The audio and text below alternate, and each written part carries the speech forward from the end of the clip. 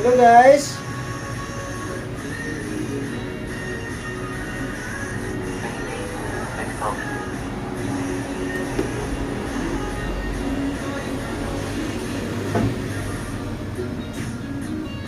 Magandang umaga pala guys.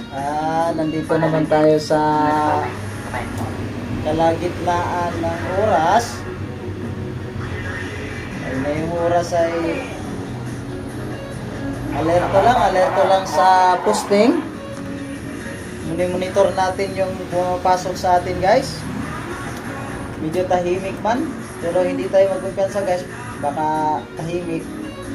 May kasabihan na mapanganib ba sa likod ng tahimik. Alerto lang. Lahat ng pumapasok sa area natin